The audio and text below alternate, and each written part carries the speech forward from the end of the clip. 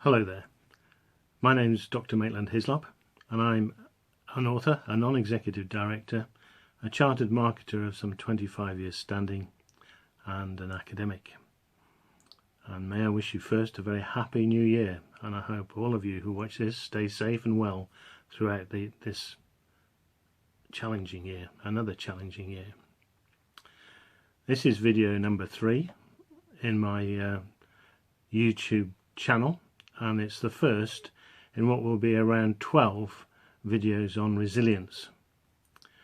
I've decided to do some videos on resilience because of the current situation, and because clearly from some of the comments on LinkedIn, for example, there's some confusion about risk, context and resilience, and I'd like to try and straighten some of those out. To do that, it's important that my personal values are understood, and so this first video is very much about my personal values, because without understanding those, then the context in which I talk for the rest of this series will be unclear. So the first thing is a brief CV. I started life as a 14-year-old milk boy, became a farmhand, then became a trawlerman in the North Sea, joined the army, had many enjoyable years in the army, and then moved into the private sector, public sector and academia. I've had the very great pleasure in all of those environments of managing, leading, directing extremely good people. And I've come to the conclusion that because most of the organisations, bar 2, with which I've been associated, have been extraordinarily successful, that there are some key characteristics about successful and resilient organisations, both from a theoretical and practical point of view, and we will go into those over the next few videos. My favourite headhunter comments that I bring order to chaos, and I think as an epithet that would be as good as any, bringing order to chaos. And resilience is really about maintaining order through chaos and coming out the other side hopefully even better than you went in, but we'll come to that in future videos. Stephen Covey, the man who wrote the 7 Habits of Highly Successful People, etc., cooperated with me on a book called Obstructive Marketing. He gave me some advice along with the Wharton School on some things to look for internationally, and we'll come back to those. But one of the key things he said in his book was that everybody wants to make their way in the world and advance. I actually disagree with that, because I don't think everybody wants to do that. I think some people want to do that, and although it's the American way, in inverted commas, many people just want to work their way through life in the best way possible. Now, some people live to work and others work to live, so we always have to maintain the balance between those two ends of a spectrum when we deal with the people we work with and for, or who work for us. So it's an important caveat. Not everybody wants to get on in the world. We need to understand that. So that's really a bit of a preface to what I'm going to say about personal values, although I should add perhaps that within not the military context, but within a private sector context, I've been kidnapped 4 times, imprisoned 8, and I've worked for good and bad people in each of the environments that I described just now. So I have practical experience of resilience. I have a PhD in the same subject, and I have been part and parcel of disaster and development networks both here and in the UK and abroad. So I do have some experience in this subject. The first thing that you need to understand is what I might call my Pemistel position. So politically, I sit somewhere to the left of the Conservative Party, Conservative and Unionist Party, I should say, and somewhere to the right of the Labour Party, I'm basically a social democrat. I believe, or did believe, in Europe. I have some concerns about Europe, not because of Brexit, but other concerns. And I very much hope that we can, as a new member of the international community, find our way. And finding our way is now going to be really important. And some of this resilience series will be about finding a way. So that's where I am politically, pretty much in the centre and a social democrat. From a military point of view, I'm not quite sure how to say this because I'm an ex-military guy, but I'm appalled in some ways about what's happening to our military. And so we do need an absolute overhaul of our military. We'll come back to that in a moment because it's relevant. In all respects, our military does not understand, and neither do our politicians, that we are at war in many different ways, in very, very many different scenarios, and from many different vectors these days, and our military have not understood that. From an economic point of view, I subscribe to a social justice program. I think everybody should have equal opportunity. I think we should look after those less fortunate than ourselves. I think we're doing a bad job of that at the moment. I think Brexit has done an appalling job of that, not just because of a philosophical point of view, but because of the way it's been handled. So I don't believe that we've done the best possible deal. I don't think the chaos has been handled particularly well, and I think COVID is being used to cover up a lot of inadequacies in that area. From a social perspective, I've alluded to the fact that we should support those less well off than ourselves. That is absolutely the case. That is absolutely where I sit as a social democrat, and we are doing a bad job of that, from teaching people, looking after school meals, making why on earth a country like this should have food banks. I've got no idea. Marcus Rashford is an embarrassment to us all and a signal example to everybody in this country. So that's, I hope, roughly where you can see where I'm coming from on a social perspective. From a technology perspective, I believe that we in the UK are well behind the curve. In the northeast of England, which is from where I'm speaking at the moment, we are no better off from a broadband perspective than we were 20 years ago, and that's appalling. 5G should be a saviour in some ways. We should get 5G out as fast as we can. We should take the opportunity of COVID to enable every home to 5G so that everybody can take advantage of this technology. And we should support all our firms to become as technologically advanced as possible. So on the technology side, I'm a great supporter of developing both the positive sides of technology and making sure we defend that properly through secure cyber infrastructure and cyber security. I should add that as 60% of this country's, of the UK's economy is held in foreign hands, we have a duty to cooperate with all the foreign owners to ensure that these companies stay here. So that is another important aspect from the economic, social and technical point of view, keeping the companies we've got and hopefully landing some new ones in this new environment.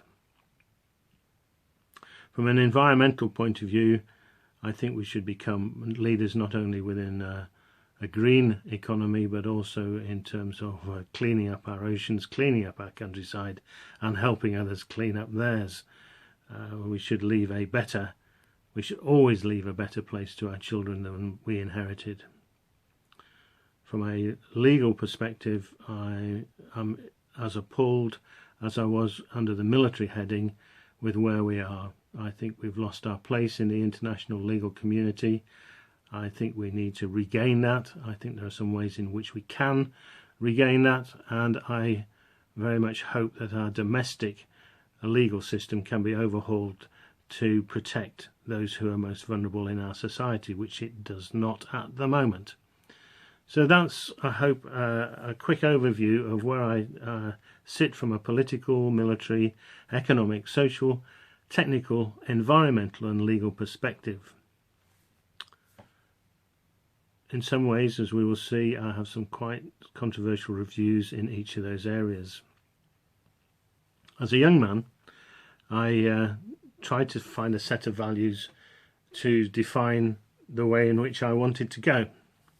So I had a mnemonic, which I summarised as FOOTBAZ, which really means being fit, being friendly, being understanding of all persons' points of view, try to be the best at what I do, aim high and have a bit of zing in life, have a bit of fun, but also bring a little, what the Americans used to call pizzazz to the organisations and people that either work with me or for me. Now that, I hope, gives you a very quick overview of where I sit. At this point, I just want to read to you something from a book that was given to every officer cadet entering Sandhurst until, I don't know, 10 or 15 years ago. It was called Serve to Lead. Looks a little bit like this. Serve to Lead. You can get some copies of it on Amazon and Kindle these days, but on its preface there is a comment as follows: "The safety and honour of Britain depends not on her wealth and administration, but on the character of her people. This in turn depends on the institutions which form character. In war, it depends in particular on the military institutions which create the martial habits of discipline, courage, loyalty, pride, and endurance." And this was written by Sir Arthur Bryant in an article called The Fate of the Regiment in the Sunday Times on the 4th of April 1948, basically 70 years ago. Now, the 70-year issue is important because my former mentor, Chris Donnelly, has said, and I've mentioned this in another video, that we have had a holiday from reality for the last 70 years. Chris was a senior advisor to NATO for many years. This character of people and organisations, as described by Bryant, is at the heart of resilience. And we will start the next bit of this series by looking at personal characteristics and how they come about. I'm going to draw a little bit of a line there because basically I'm going to go on to describe a list of characteristics which define me, I hope. But if you've got the general idea so far, you can turn off if you don't want to listen to the remainder. But the remainder are important because they are a collection of views and values that I hold dear. I'm not so sure that I've maintained all of them or can honestly say that I've upheld all of them throughout my life, but they are important to me and hopefully to my family too. So the first of these is not to avoid issues. And it's important.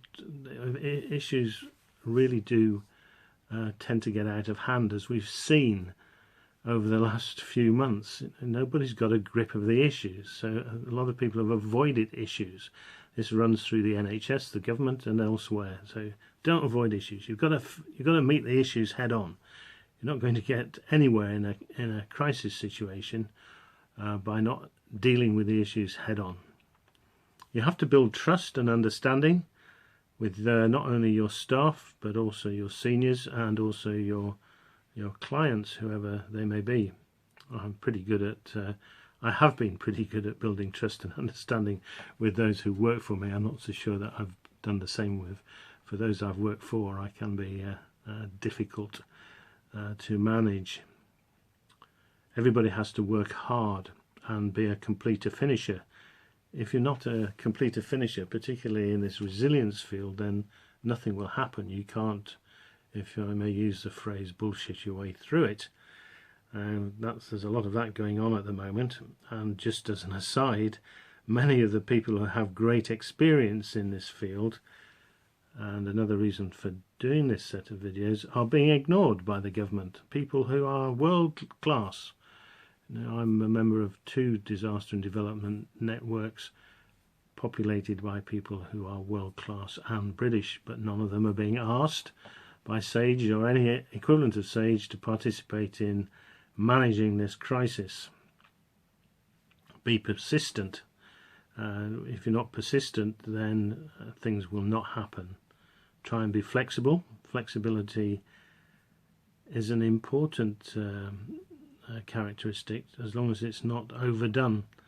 You've got to see both sides of the equation, be ready to change course when necessary, but have a plan in the first place about where you want to go.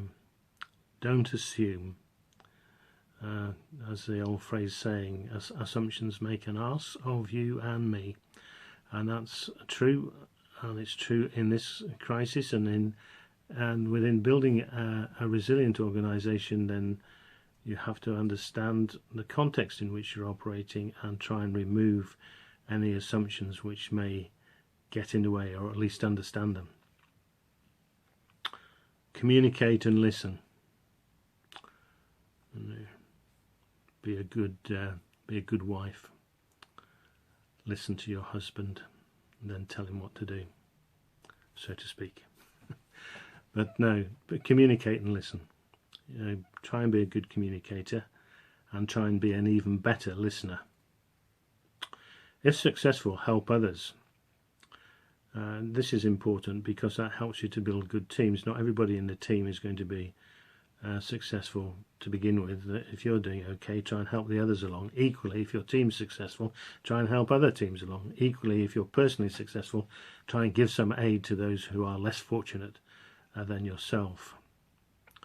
When you're in a crisis, and we're in a big one, national one at the moment, just slow down a little bit. Try and think where you are. One of the big problems with the current environment is that things are not being managed in a even manner.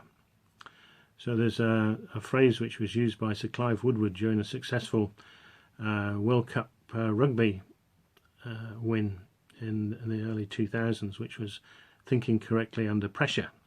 And thinking correctly under pressure is the key to success within a crisis, and it's a key skill within any resilient organisation.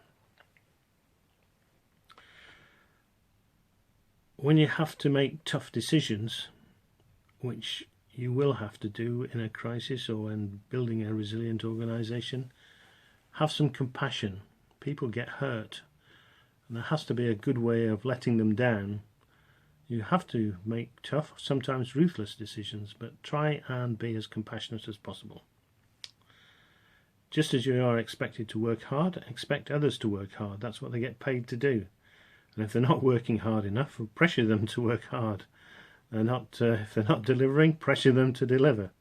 That's a lot of what project management is about. And it's also what having a resilient organisation is about. Having people who work hard and understand what they're doing. In that context, try and employ people who are better than you. You may be a first-class manager or a director or a leader, but there will be people who have better technical skills than you do. So employ them, and employ in each of the areas for which you're responsible people who are much better at that than you. Don't be complacent. It's not appropriate, and it eats time which can be better spent elsewhere. Complacency is a serious risk in any organisation. That means being hard on your opinions. So if you have an opinion, just make sure you're not making an assumption or an ass of yourself in other respects. Try and make sure you come to a balanced, reasonable decision in the things that you do. That means that you have to get over all this fake news stuff that's going around at the moment and have some way of finding a balance to the information that comes to you from all sorts of different directions these days. You have to have a process in your own head about how to deal with that. Try to be fit, keep your body in good condition, and try and aim high. Do the best you can. There was a comment about having dreams. I almost deleted this because dreams can be distracting from the here and now. Each day, of course, is a step towards what you're trying to do within a particular context, but sometimes having dreams outside of the context complicates the here and now. So by all means have dreams, but please place them within the context of the here and now and what needs to be done to get to tomorrow. Please have some fun.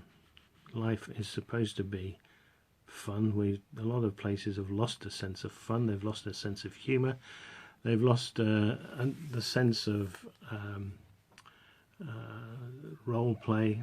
I mean, in the old days, in inverted commas, people would be told to go and get a Manchester screwdriver, and they'd be running around a ship wondering what a Manchester screwdriver was, until some kind soul then told the apprentice or new boy that it was a hammer.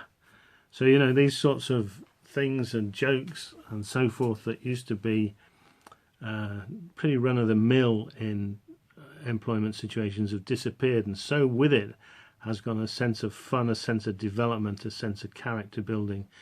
And I'm not going to comment here on the woke generation, but you know, wokeism is part of this. You do need to get a bit of a hard skin on some things. That's not to condone racism or sexism or any other ism. It's just to have a balanced view on life. You know, it can be fun, it can be edgy. It doesn't have to be rude or detrimental.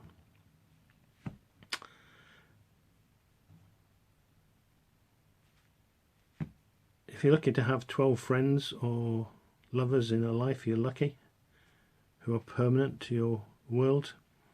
So don't get too uptight if you don't have more than 12 really good friends. I'm not meaning Facebook friends or social media. We'll come to that in a minute. I'm talking about proper friends, emotional support, an emotional support network, people who you can talk to, argue with, have a dialectic with, people who can help you through life. If you have 12 of those, you are lucky. Facebook friends are really not material to that sort of thinking.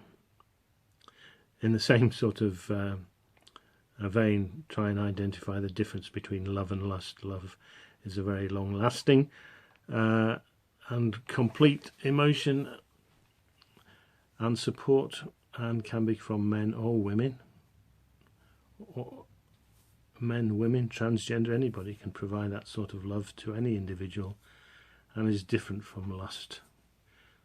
Lust is a separate and enjoyable issue, no doubt, from time to time, but it's completely different from love. You won't be happy all of the time, so don't expect to be happy all of the time. And it's important that when you are unhappy that you realise that you can regain happiness. Life is a roller coaster. It doesn't always work out, so don't expect it to. Equally, don't expect to make money all the time. Money is a good scorecard, but it doesn't define your well-being in the world. And nor should it define the well-being of everybody who either works for you or for whom you work. It's a scorecard, more important in some environments than others. Remember that a lot of life is about luck. You can make your own luck. There's all sorts of self-help books to tell you how to make your own luck, but life is a lot of the time about luck over which you have no control. And one of the important things about resilience is to understand that, you know, events happen. And when events happen, they're not always good events. So you need to know how to manage them. And of course, resilience is one way, proper resilience understanding is one way of managing those things when they go wrong. I mentioned social media a moment ago. I happen to think that social media is highly destructive of society. I think it puts chains on freedom, freedom of action, freedom of movement, freedom of speech. These things within social media have become almost anathema to some of the basic principles of life to which I adhere. Amongst them, freedom of speech, freedom of movement, and so forth. Be careful of social media, particularly in business and your personal life. It is destructive. Freedom is important, but freedom with responsibility. And one of the things about resilience organisations is they understand the difference between rights and privileges and responsibilities. There's always the other side of the coin. There's an increasing emphasis in our society about rights and privileges, but not enough on responsibility. Taking responsibility for yourself, taking responsibility for actions, taking responsibility for your team. These are important, and in resilient teams, as we will see, they are important. Very important. Maintain law and justice. In the very worst of crises, where you need extreme resilience and resilient people, the preservation of law and justice is the #1 way in which these events can be managed. Where law and order break down, then catastrophes, crises, events get out of control. I've seen that most recently on the Capitol, for example. So be careful. Believe in law and justice yourself, and maintain it when the opportunity presents itself and you need to maintain law and order. Different situations require different solutions, and both in a national perspective and an international perspective, you will face people who have different cultures, do things differently than you. So you must understand that each situation is different and requires a different contextual response. Don't worry about making mistakes. Everybody makes mistakes. The question is how you deal with them. If you deal with them appropriately, then any resilient organisation will benefit. If you're not making mistakes, half the time you're not trying hard enough. And when you have to develop a resilient organisation or deploy a resilient organisation in a crisis or difficult situation, then you're bound to make mistakes. And it's not that the problem. That's not the problem. The problem is dealing with those mistakes, how you deal with them. So think about that. It's important to read, especially history. Within the resilience environment, there's a plethora of historical documentation on what happens in different situations. So, for example, my very good friend John Walsh wrote a book called 3 Seconds to Midnight about the 1918-21 flu pandemic. It's worth a read because it tells you many of the things you have to do in this one, which aren't being done, by the way. So that's an example about how history can contribute to current events. Keep learning, which is associated with the previous point. Have an open heart, but if you do, just make sure that you understand that people will try and take advantage of it. But try and have an open heart, because being open to other people, to other ideas, means that you personally develop. Don't aim for perfection, particularly in crisis management situations. You'll never get it. So your resilient organisation must understand that they're not going to reach perfection, but they must have some way of getting close to it or trying to exceed expectations in some way.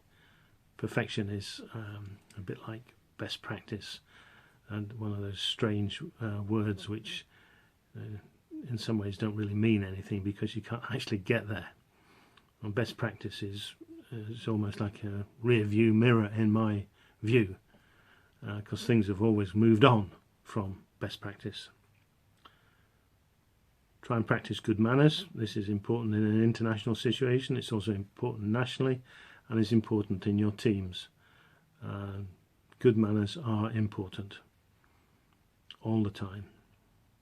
As a consequence, try and establish some way of measuring right from wrong in your organisation, with your teams, what's going on in the outside world. You know, is Trump right? Is Biden right? You've got to make up your own mind, and you have to have some mechanism of doing that for yourself. We'll come to some ways in which we can do this in future videos. Weaknesses, try and understand your own weaknesses. I can't say that I've been a particularly good example of that, I don't think, but try and understand your own weaknesses and develop from them. Finally, live, love and laugh at life, because that is the way to get through life. Living it, loving it and laughing at it when it goes wrong, because it will, unless you're an extraordinarily lucky individual. Maybe not lucky, because sometimes the downsides teach you a lot. I think that's about it, really. In general, try and sharpen the saw. Sharpen the saw means try and get better every day at the things that you do. So that is my very brief introduction to the values values and characteristics which I believe in, and which drive some of the things that I'm going to talk about in this series of videos on resilience. So I'm going to thank you very much for watching. I'm going to wish you a happy new year once again, and you can subscribe to this channel on YouTube. Thanks very much indeed for watching. Bye bye now.